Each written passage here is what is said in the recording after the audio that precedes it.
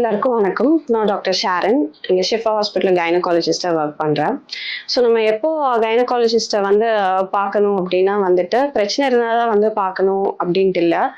ருட்டீனாகவே 25 வயசுக்கு அப்புறம் எல்லாருக்கும் கர்ப்பப்பை வாயு புற்றுநோய்க்குள்ள ஸ்க்ரீனிங் பேப்ஸ்மியர் டெஸ்ட்டு எல்லாருக்கும் 3 வருஷத்துக்கு ஒருக்கா பண்ணணும். ஸோ அது இங்கே டாக்டர் கிட்ட வந்து பண்ணிக்கலாம். அது போக 9 வயசுலேருந்து எல்லா குழந்தைங்களுக்கும் கர்ப்பப்பை வாய் புற்றுநோய்க்கோட வேக்சினேஷன் இருக்குது. ஸோ அது போட்டுக்கலாம். ஸோ அது போக வந்துட்டு நம்ம குடும்ப கட்டுப்பாடு உள்ள கான்ட்ரசெப்ஷன் அந்த மாதிரி சர்வீசஸ்க்காக வந்துட்டு நம்ம இங்கே டாக்டர் கிட்ட வந்து நீங்கள் அணுகிக்கிட்டீங்கன்னா சேஃபான ப்ராக்டிசஸ் எல்லாம் இது பண்ணலாம். அது போக என்னென்ன பிரச்சனைகளுக்கு வரணும் அப்படின்னா, நம்ம பீரியட்ஸ் சம்மந்தமாக என்ன தொந்தரவு இருந்தாலும், பீரியட்ஸ் அதிகமாக போகுது இல்லை பீரியட்ஸ் கம்மியாக வருது 2-3 மாதத்துக்கு ஒருக்கா அந்த மாதிரி தான் வருது அப்படின்னா உடனே வந்து காமிக்கணும். இல்லை பீரியட்ஸ் வராமல் இருக்குனாலும் உடனே வந்து காமிக்கணும்.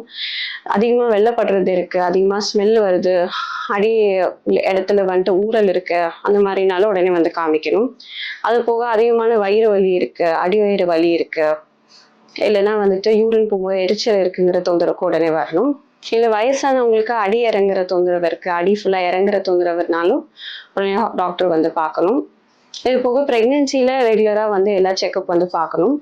ப்ளஸ் கல்யாணம் ஆனவங்க வந்துட்டு கல்யாணம் ஆகி 1 வருஷமாகவும் குழந்தைக்கு ட்ரை பண்ணிட்டு குழந்தை கன்சீவ் ஆக முடியாமல் இருக்கிறவங்களும் கண்டிப்பாக டாக்டர் கிட்ட வந்து கன்சல்ட் பண்ணிக்கணும்.